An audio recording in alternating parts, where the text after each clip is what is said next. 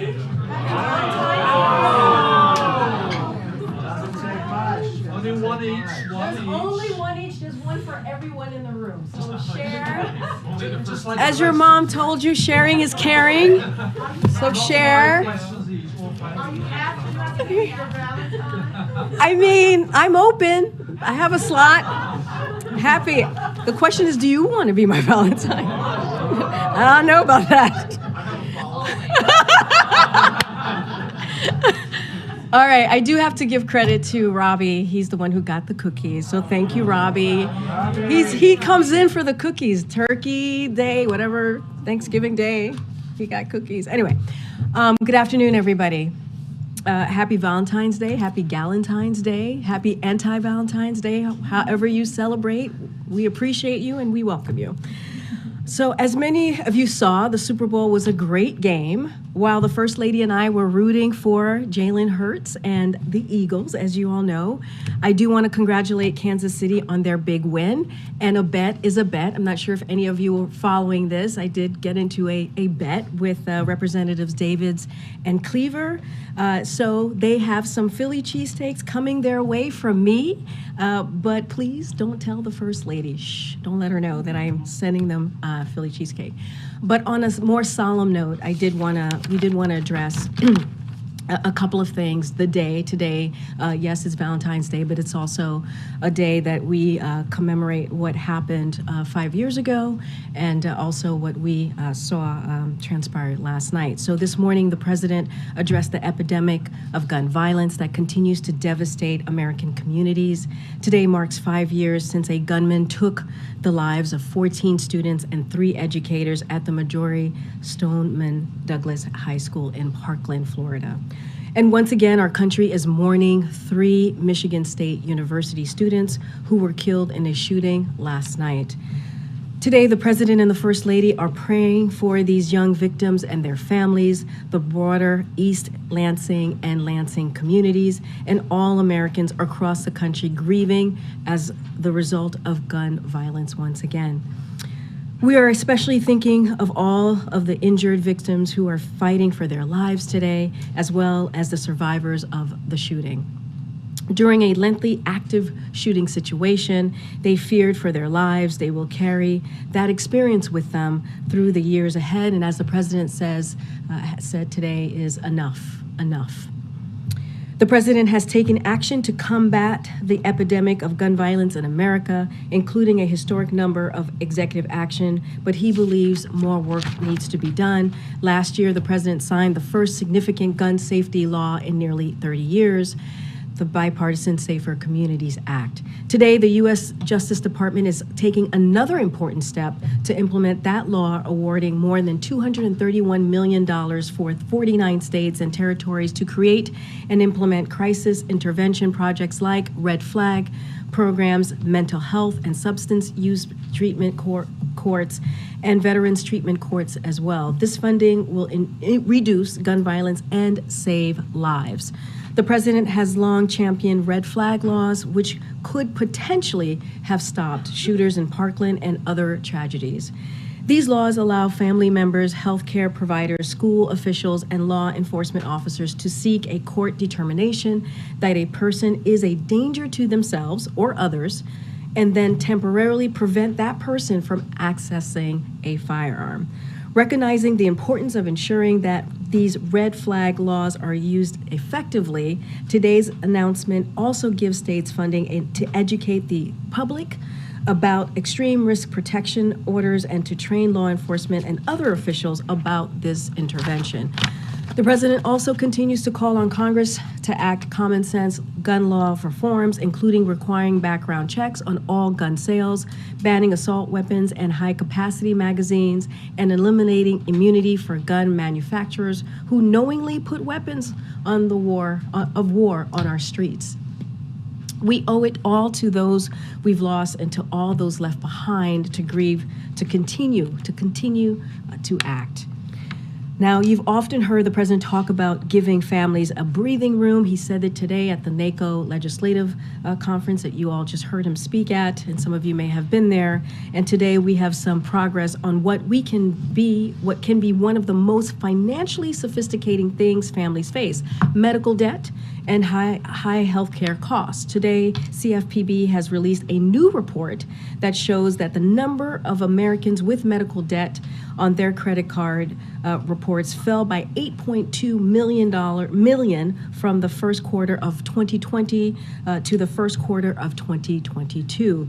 The actions our administration has taken, including strengthening the Affordable Care Act to expand health insurance coverage to millions more Americans, and enacting new consumer protections, played a critical role in reducing the burden of medical debt for millions of American families. With that, Josh, I say this all the time.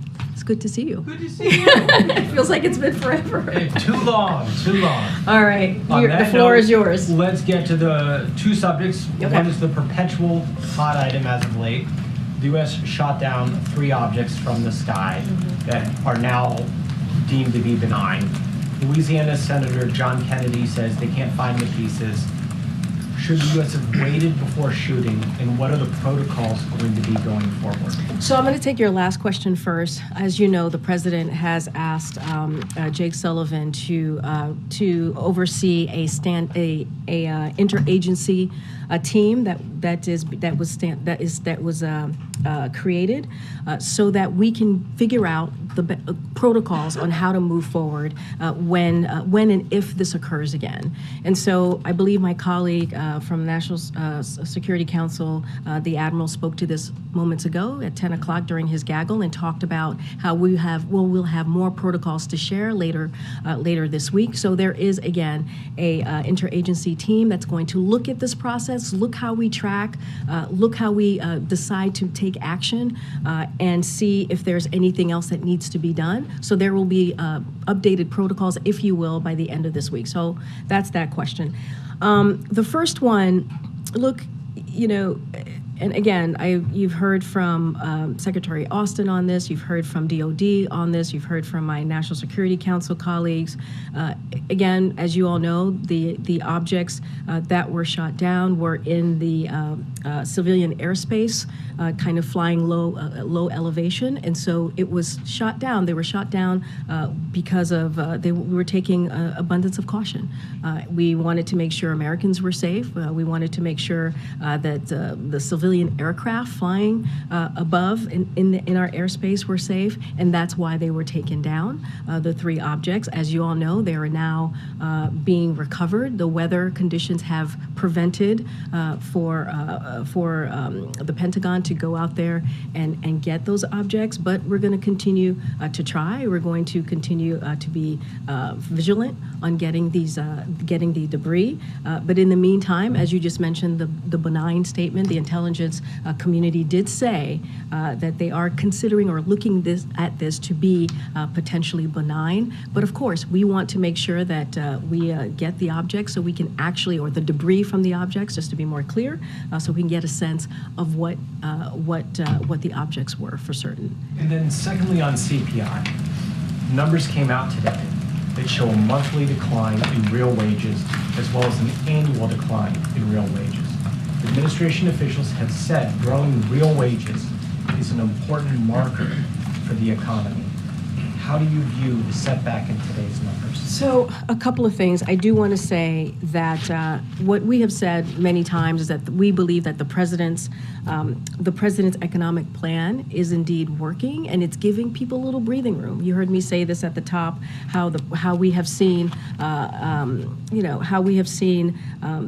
the plan actually working. We're seeing inflation moderate just a bit as we've seen the last couple of months, and that is important. And the way that we see things moving forward, we believe that it is important to continue to work, to finish the work that the president has started, and that's what you heard from him very explicitly just a couple of days ago, just last week when he talked about the State of the Union and how he sees the economy and the progress moving forward. So 2 things on the wages, as you're asking me specifically on those pieces as it relates to the data. Real wages are indeed up over the last 7 months, which is important since trends are always more useful than 1 month's data, as you know. I know this is something that you follow closely, Josh. And the second thing is real weekly earnings are up over the last month. So we continue to make progress fighting inflation. As the president said earlier today, his unwavering focus is on continuing to lower costs for families, and that's going to be our focus. We're going to continue to do that. That's why the Inflation Reduction Act is so critical, is so important, and we're going to continue to fight for the American people and meet them where they are. Good. Thanks, Karine. Going back to the intelligence community's conclusion, what led them to conclude that these objects could very well be benign? So, not going to get into the kind of the intelligence community process. What I can say is that they are considering. There's strong consideration that these objects are indeed benign, but just not going to get ahead of their process here.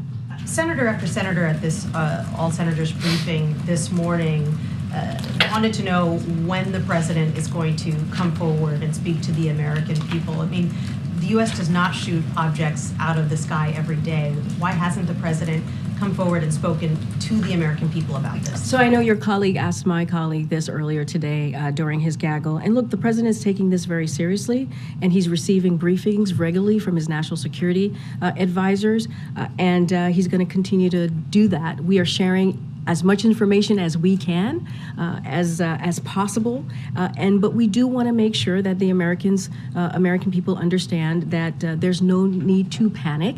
The president took this action, as I mentioned earlier, because the objects were indeed flying at lower elevation, and they were in civilian airspace, and we wanted to make sure that we protected that airspace. But again, we want to also make sure that the Americans are not do not panic during this time. A question about the process. Can the Pentagon shoot down an object without presidential approval, or does he need to give his okay first? I can tell you this process and what occurred during the three objects, and also, as you know, the Chinese surveillance balloon. The president was indeed very involved, and the president listened to the recommendations clearly that he got from the Pentagon, and he took action as commander-in-chief. I don't have anything further beyond that on any other protocols or how it's normally done, but I can say we also the standing up of this interagency team is going to help provide us, give us some additional protocols on how to move forward on these issues. And then just a question about the salvage operation. I know that the teams haven't been able to get to the debris yet. Have the salvage teams been able to locate the debris? That's a really good question. I would have to refer you to the Pentagon on this, on the specifics, if they've been able to locate it. What we know is the weather conditions have indeed prevented them in these three locations to actually retrieve the debris. But again, there's intensive operation underway. We want to make sure that we get the debris from the object. We believe that it's important for us to do that. The president believes it's important to do that. Just don't have anything further on that.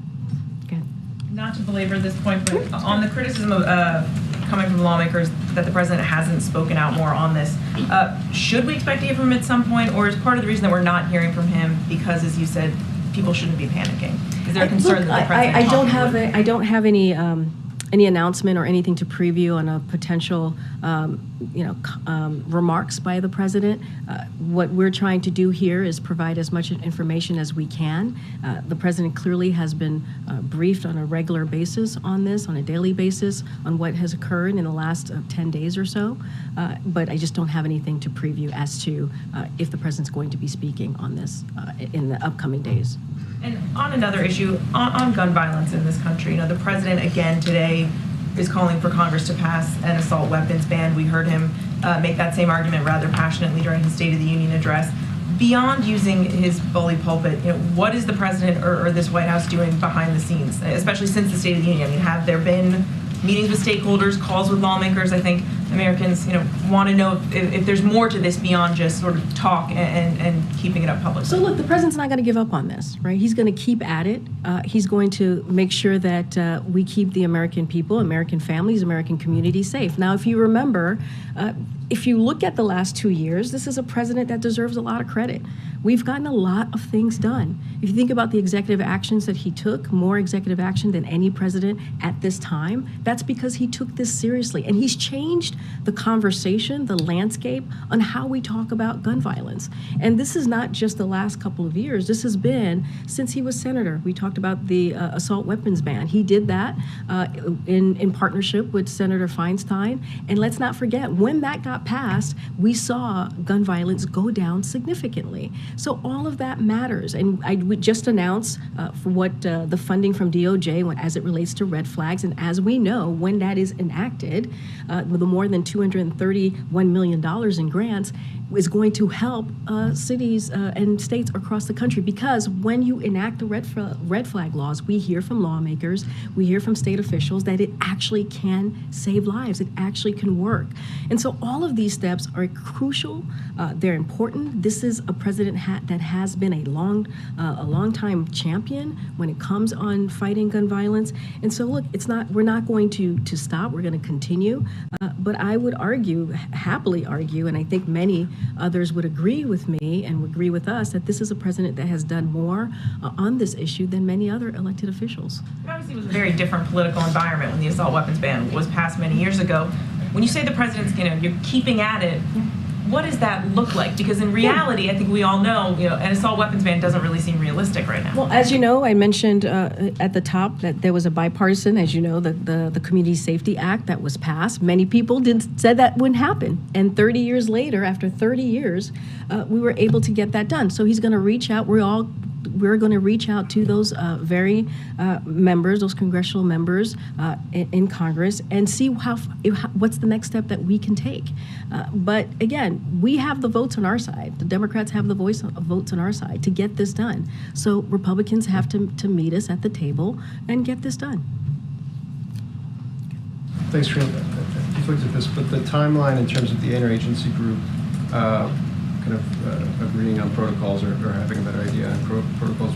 What is that exactly, and will those be published? Will it be public? Will they be talked about or presented? You'll definitely hear from us when those protocols are completed or laid, and we'll lay those out. I believe my colleague mentioned later this week. You'll hear what those protocols look like from this interagency team, and so we'll have more to share by the end of the week. And then, if these objects are benign, is there any concern that there was an overreaction in terms of shooting them down? So I'm not gonna get ahead. I'm not gonna get ahead of what what is actually the final word on this. What we know is the intelligence community is considering as a leading explanation that these could be tied to commercial or research entities and benign. That is something that the intelligence community has looked into. But again, we got to get the debris from the objects that we're trying to we're trying to get out of the locations. Again, because due to the weather condition, it's been very difficult. But clearly, that is a priority as well. And just one last one on CPI. It's the 7th straight month of a deceleration, but the trend line is moderated a little bit in terms of the overall cooling. Is there any concern that this is a month or this is a PRIT that raises some alarm that maybe some of the progress you guys thought was on a steady pathway isn't? So a couple of things that I do want to, some top lines that I want to read out. The annual inflation fell for seven straight months. Inflation came down for groceries and food at home last month. Gas prices are down about $1.60 from their peak. Real wages are up, as I mentioned moments ago, over the last 7 months for working families, even as unemployment remains at its lowest level since 1969 and job growth remains resilient, with more than 500,000 created last month. And we have to remember what the Fed Chair Powell said just last week. The labor market is strong because the economy is strong, and that is an important piece to note.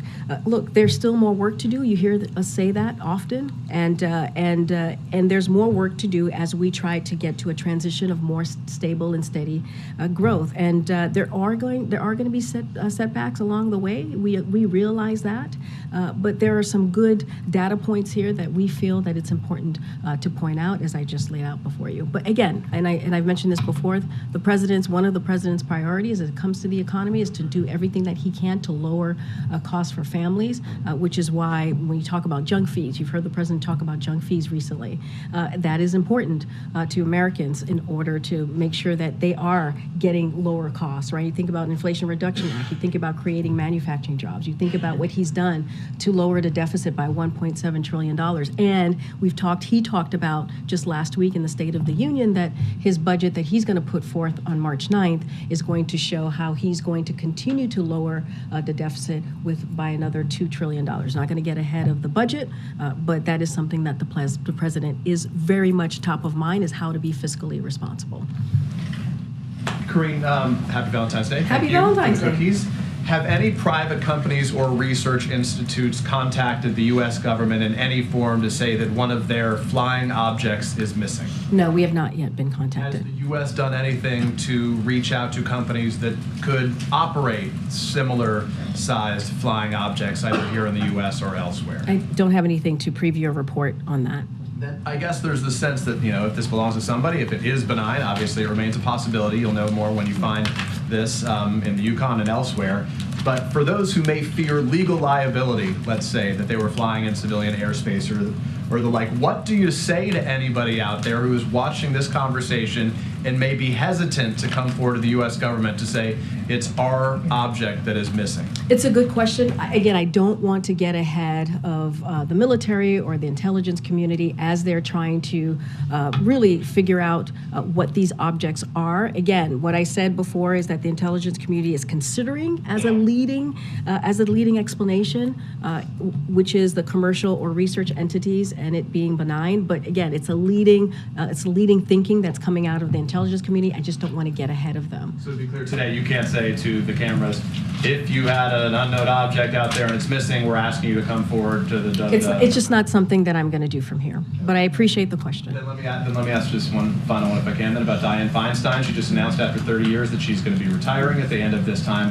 her time in the Senate.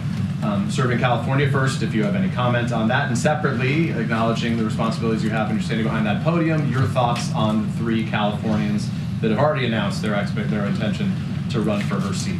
So I'll take the first question first, which is, look, the president looks forward to congratulating Senator Feinstein on her historic and remarkable career. I just mentioned earlier about the assault weapons ban, that they worked together just 30 years ago. So clearly the president sees the senator as a friend and as a colleague that he's been able to get big things done. And I think that's incredibly important. He sees her as a longtime friend and he deeply respects all of the collaboration that they have been able to do on historic legislations over the years. As I mentioned, the federal legislation on banning assault weapons. Pardon me. Look, we respect all of the talented officials in California who are expressing interest in running for the seat. And again, as you know, as you stated at the top of your question, I am prohibited from saying anything more on any upcoming races. But again, these are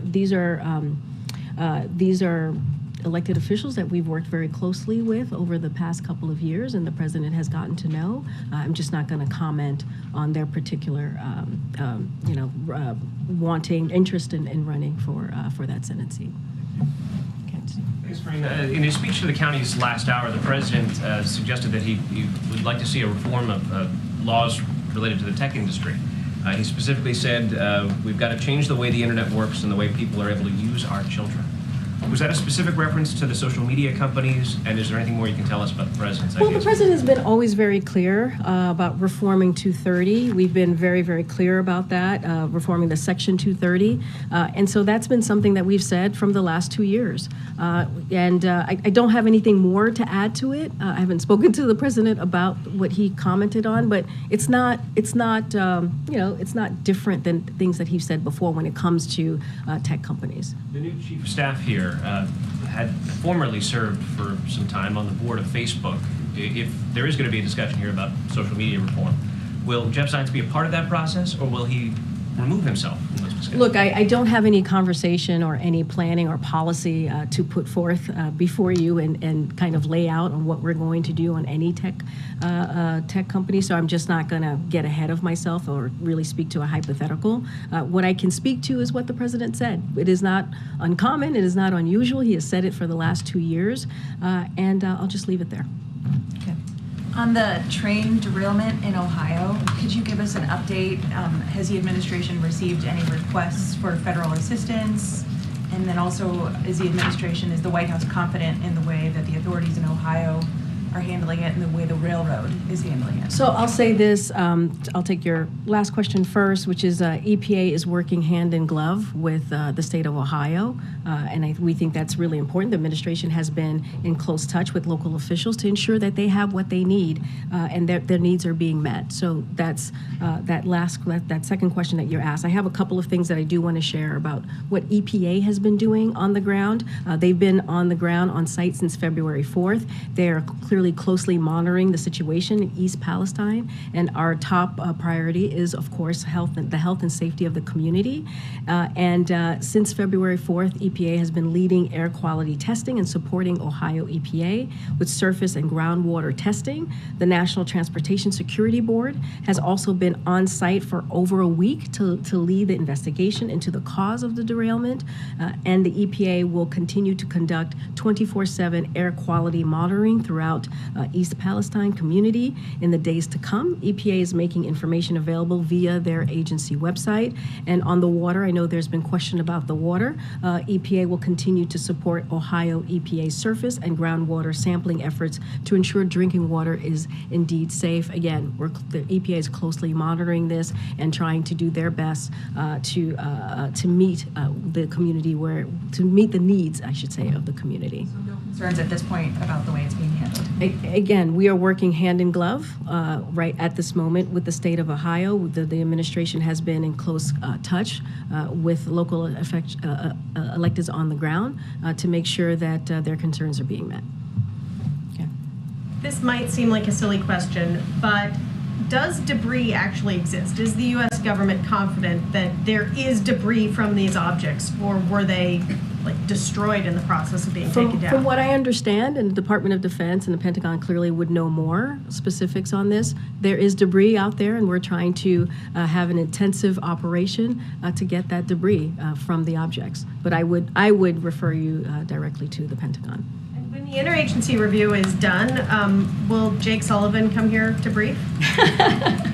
Call in Jake. I don't have anything to read out to you on who would be joining if that were to occur later this week. And we're saying that we'll have information. I just don't have anything else to share beyond that. Okay. Thanks, Karine. 2 questions. Do you know anything about the timing of the report from the physician after the president completes his physical? And the other question is, do you have any information on what other foreign leaders he might meet in Poland beyond the eastern flank leaders and President Duda? Yeah, so as you just mentioned, President Duda, he'll be meeting with him. We'll have more to share as we get closer to the trip. I just don't have anything specific to share about additional meetings, but we kind of laid out what we were expecting on the front end. I just don't have anything on the front end of the announcement. Don't have anything more to share. But of course, as you know, as we normally do, we will share more as we get closer to the date. So I know many people were asking if the physical was still happening because we didn't have it in the week ahead. We don't normally put, as you know, when we did it in 2021, it was not on the week ahead or on the schedule, so that's why it wasn't there. The physical is indeed going to happen on Thursday. There have been no changes, and you can expect a memo from the physician will be released publicly in the same manner as it was in 2021. So we will do our best to get that all to you. Again, we want to be transparent. We want to make sure you have the information, and it will be coming from the physician. So it'll be the same way we did it in 2021. We'll do it the same way this time around. Okay. Thank you. The president spoke with Prime Minister Modi earlier today. Could you tell what they talked about? And has the president invited the Prime Minister to the White House this summer? And on a lighter note, is the president celebrating the Valentine's Day? Okay, so I'll take the easy question. I have a readout of Modi call. So as you mentioned, the president spoke with the Prime Minister of India earlier today. They discussed the historic agreement for Air India to purchase over 200 American-made aircraft from Boeing. President Biden noted how the sale will support over 1 million American jobs across 44 states and help Air India meet growing demands for air transportation in India. They also discussed the importance of the strategic technology partners between India and the United States, and the two leaders reaffirmed the strength of the U.S.-India relationship and committed to continue working together and in groups like the Quad to advance economic growth for our two countries and expand cooperation on their shared priorities. I do not have a trip or a meeting to announce at this time, and so I'll just leave it there. But they had a very good discussion. Valentine's Day. I'm sure he'll be celebrating Valentine's Day. I'm not going to get into what the president's going to be doing on a personal matter, but go ahead. Okay, Thursday, President Biden is hosting the screening of the Till movie. Yeah. And he signed a historic piece of legislation and made it into law, anti-lynching, the first time ever in this nation for an anti-lynching bill to be signed into law. 67 years after Emmett Till was killed, lynched in Mississippi. But the issue is the mother of Emmett Till sought for justice all of her life. She never received it. And the family of Emmett Till last week filed a lawsuit demanding that a Mississippi sheriff serve the arrest warrant for the woman who accused Emmett Till of whistling at her. What does the White House say about that as you signed this historic bill into law, and then also you're having the screening this week? So, as you know, when it comes to lawsuit or anything that involves, an investigation or something being looked into, I'm just not going to comment from here. So, just not going to get ahead of what's occurring with that lawsuit. So, just want to be very careful to not get involved in that. But I think it is Black History Month, as you know.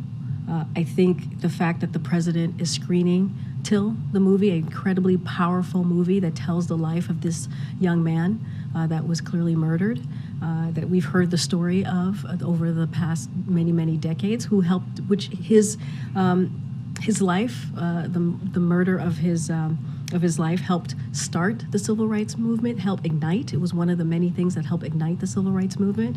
I think that's important that we're doing this at the White House. One of the only, we haven't actually screened many movies, so the fact that we're doing this in this month, I think sends a strong message from the president and from this White House, from the First Lady, how important we think it is to lift this movie up and to make sure that his story continues to be told and not forgotten. And I think in line with him, with the president signing the lynching bill into law, I think also shows the commitment that this president has. When he walked into this administration, you've heard me say this many times, one of the 4 crises that he talked about was racial inequality and making sure that we do everything that we can to deal with that trauma, to deal with that devastating fact. There's still a lot more work to be done. The work is not done, but the president's going to do everything that he can in his power in the federal government, in this White House, to make sure that we address issues like this. No, wait, I gotta go. In Chicago, though. In Chicago. Oh, what? Emmett Till came from Chicago. She's Okay. from, yeah. Do you mind taking a seat, please? We just so that we're following the protocol within. If you could take a seat within here. So I think you pointed out Go maybe ahead. Go ahead. I'm just pointing all over the place. Go ahead. I'll go to Ed. Ed, why don't you go and I'll come back. Thanks, Karine. Yeah, so we've heard some CPI questions. CPI, when can Americans see prices significantly decrease? So, look, what we have been seeing, and I laid this out, we have seen inflation starting to moderate over the last 7 months. And that's important. That's important because, again, the president's economic plan is indeed working, and he's taken some historic steps. We talk often about the gas prices going down to about 160 per gallon. That's because the president took historic steps to see that happening. The last time we saw a peak in gas prices was this past summer. And so, again, the president's going to do everything that he can to make sure that we're lowering costs. Inflation Reduction Act, we just saw in January how insulin, because of the Inflation Reduction Act, how insulin's going to be capped at seniors at $35. That's because of the Inflation Reduction Act. That's what the president signed into law this past summer. We're going to continue to take the actions to lower medical costs, again, from the Inflation Reduction Act. Very important here. So the president's going to continue to take action. We're always going to look at the data points as they come out from CPI or any other piece of data.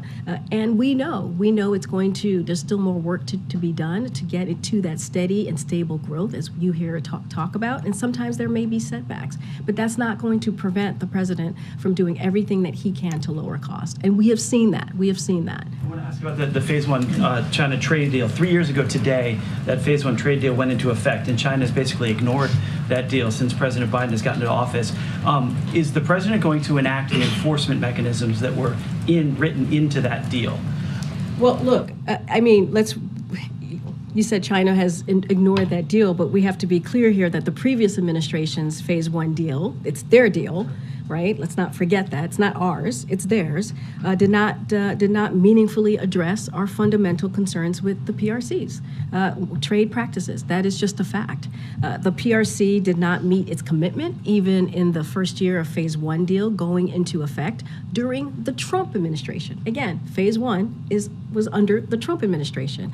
So we are focused on defending American economic interests in ways that will work, including in coordination with our allies and partners through initiatives like the Trade and Technology Council and the Indo-Pacific Economic Framework, and by investing more at home through the Bipartisan Infrastructure Act, through the CHIPS Act, and through the Inflation Reduction Act. Those are all part of the president's economic policies that has actually helped build an economy from the bottom up, middle out, and also bring manufacturing jobs back home. That's how we're addressing this, because Phase 1 did not work. It did not have a meaningful purpose. Again, it was started in the last administration. Go ahead, Michael. So two more balloon questions. The National Weather Service website here says that 900, the weather balloons are released around the world from 900 locations twice a day, every single day of the year, including 92 released by the National Weather Service in the U.S. That they fly for at least 2 hours a day, drift as far as 125 miles in the ground. If it turns out, as it looks like, that the president and Mr. Trudeau sent Top Gun fighters to blow weather balloons out of the sky, does the president regret that, and is he embarrassed by that? I'm not going to get ahead of of any final decision. We just don't know yet. We actually just don't know. And as I've said, as my colleague has said from NSC, it is in consideration that could be the leading explanation here. Again, is the president embarrassed by that? The idea that he would take hundreds of thousands of dollars of equipment? Michael, let me answer the question. I don't think the president should be embarrassed, right, by the fact that he took action to make sure that our airspace, civilian airspace, was safe. I don't think that he should. I'm sorry. I'm answering the question. I am answering the question, right? The president took action because we did see that these objects were in the airspace of civilian airspace, and so to protect the civilian airspace, the president took action. He took recommendation by the Pentagon to take that action. I don't want to get ahead of what will be the final analysis, right, of what the objects may have been or may not have been. So don't want to get into a hypothetical here.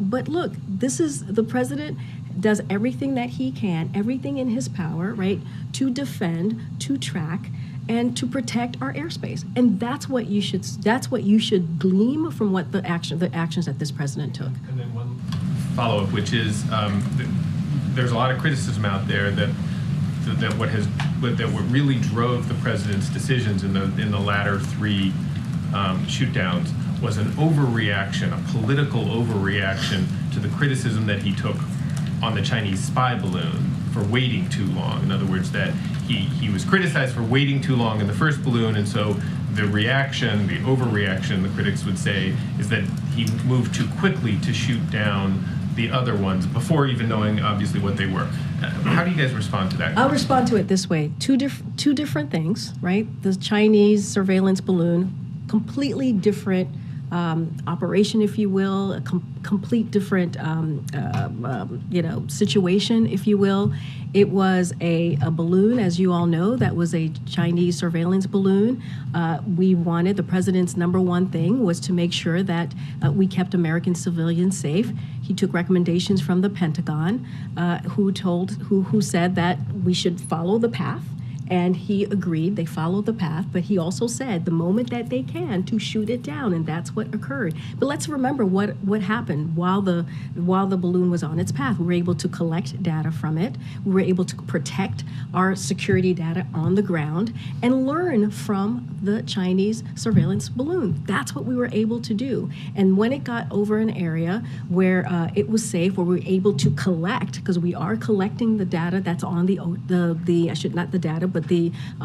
debris, right, that's on the ocean floor, and learning more about its capabilities. And when we were able to do that, they shot it down. And so we're going to learn a lot more because of the action that the president took and because of the action that the Pentagon took, right, with the recommendation that they provided with the president. So that's a different scenario. It's not the same. And as I just mentioned, with the objects, they were in civilian airspace. So the president took action to protect our civilian airspace. The elevation was a little bit lower, and he took that action. They were in the civilian airspace with two different dozens, scores of balloons that are also in the civilian airspace every day.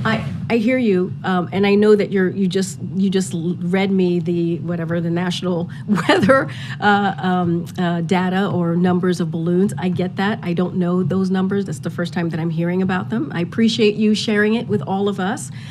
But what I'm telling you is what I can give you from our vantage point, how we move forward. The Chinese surveillance balloon was very, very different than what we saw with these three objects. Okay. Yeah, Karen. Thanks, Karine. Back to the train derailment. After that incident, the AFL-CIO sent the Federal Railroad Administration a letter requesting an industry-wide adoption of a confidential close call reporting system. They say that the workers need to be able to report near misses without a fear of retribution in order to increase the overall safety. But there are 7 Class 1 railroads that refuse to adopt it.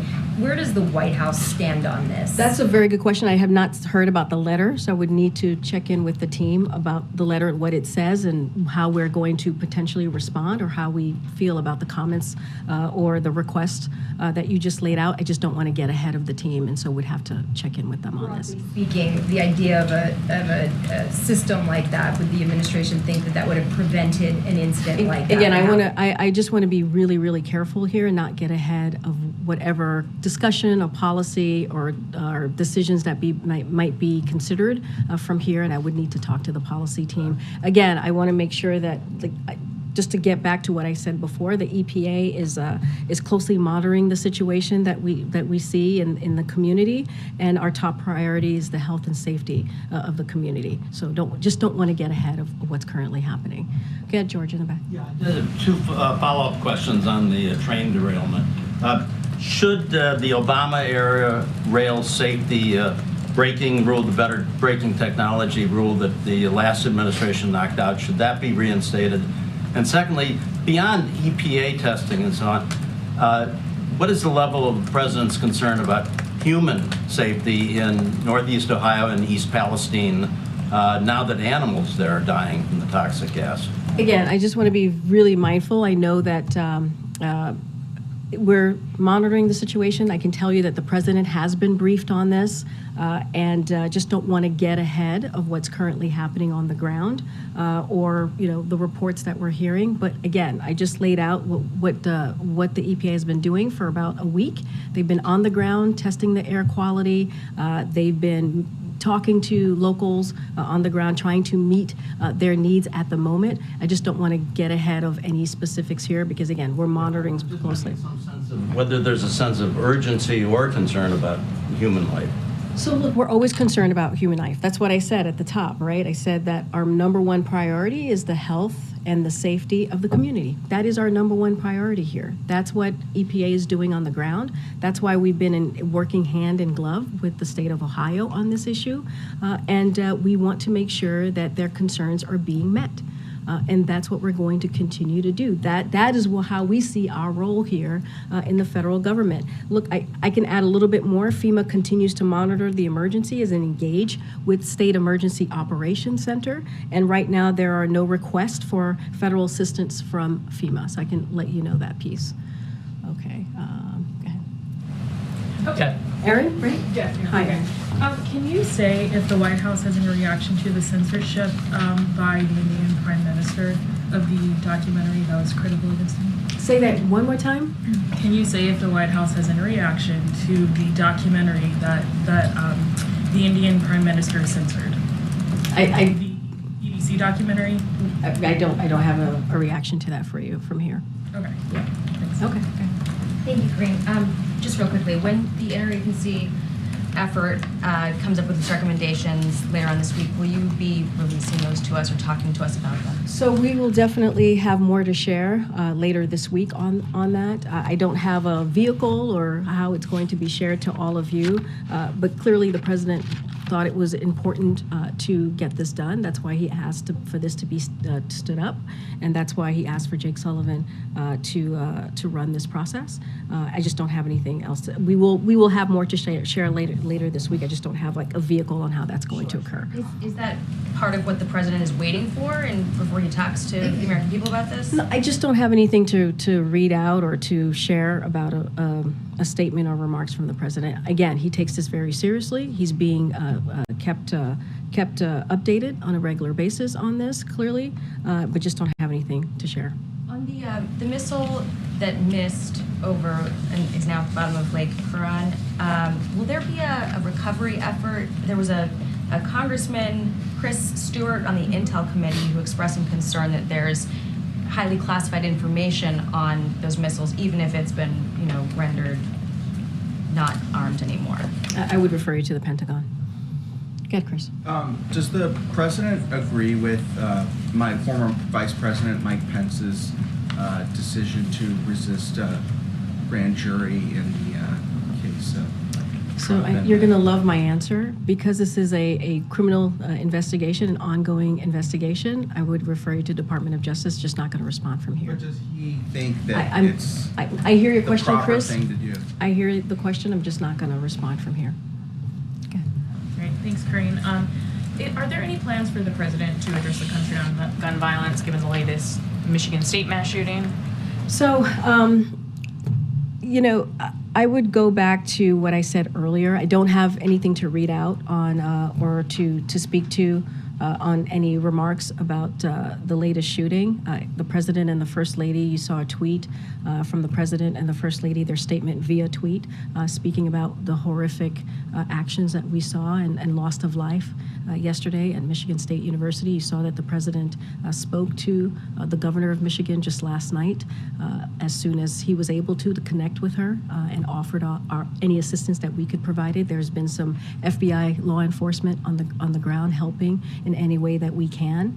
And but I do want to say, and I've said this moments ago, is that this is a president that has been a leader on this issue, and he's been a leader on this for years and taken historic action to deal with a devastating gun situation that we're seeing across the country and communities. Again, I don't have any speech to speak to that might be coming up on the most recent gun violence, but this is something that the president takes very seriously. That's why he took executive action. This is somebody who takes it very seriously. That's why he was able to sign a bipartisan piece of legislation on gun violence that hadn't been done in 30 years very seriously, and we're going to continue to do that work.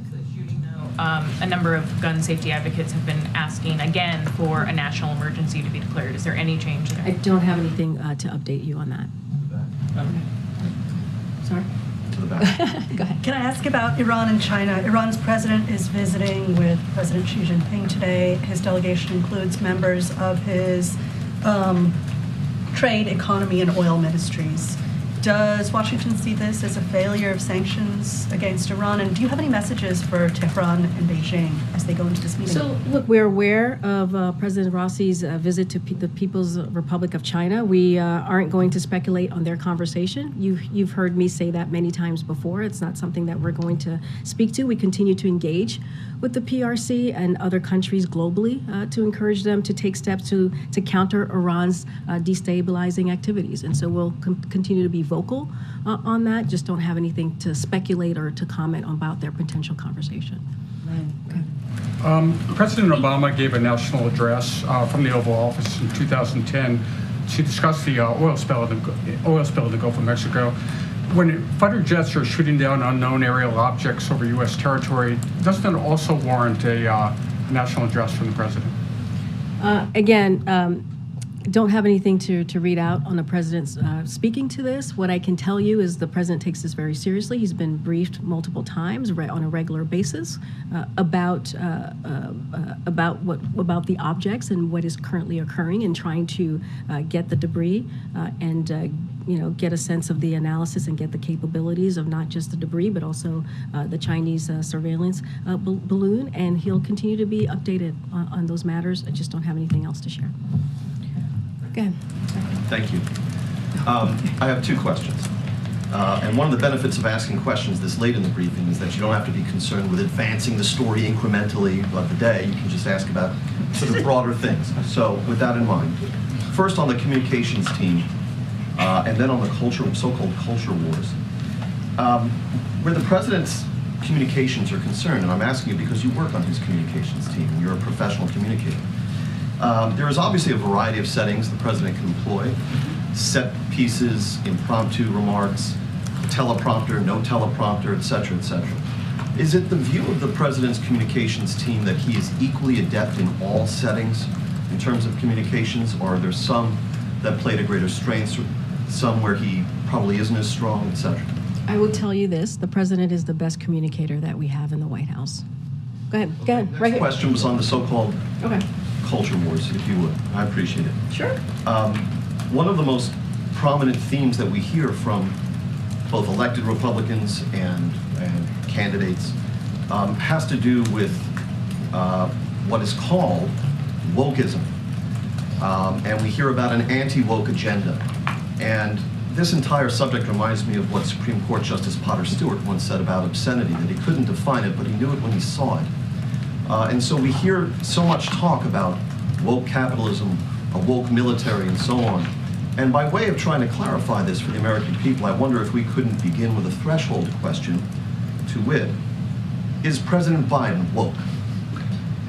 So let me tell you what the president cares about and what's important to this president.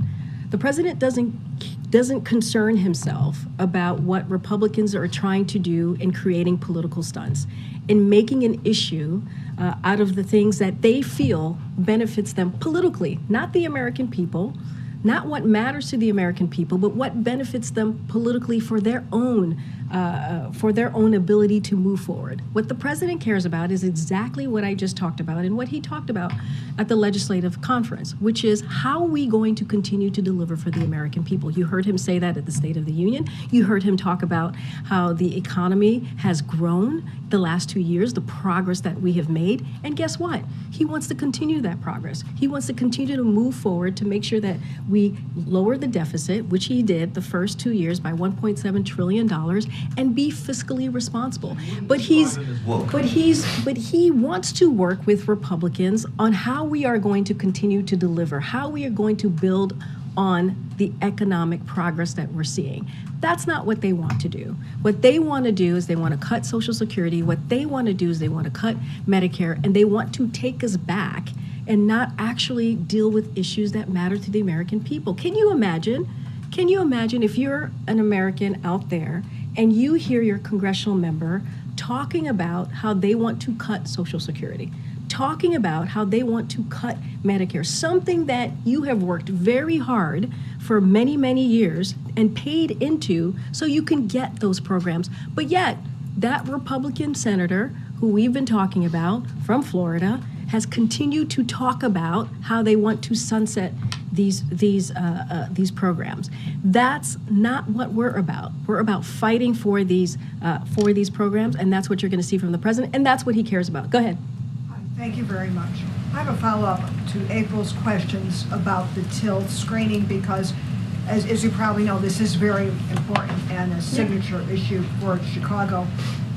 And I want to know then, if you're going to have anybody from the Till family or the Till orbit attend a screening, I know that when the bill was signed, it was almost a historic gathering of people who were cousins, relatives, and others associated with Till. So we will have more to share on who will be attending that very important screening of Till in just a day or two. I think on Thursday, I believe. I don't have anything to share at this time, and we'll have more to share. Would I be safe in saying that you do intend, or is there something? I actually just answered your question. We will have more to share in the next day or two. Okay, guys, thank you so much. All right, have a great day. Happy Valentine's Day.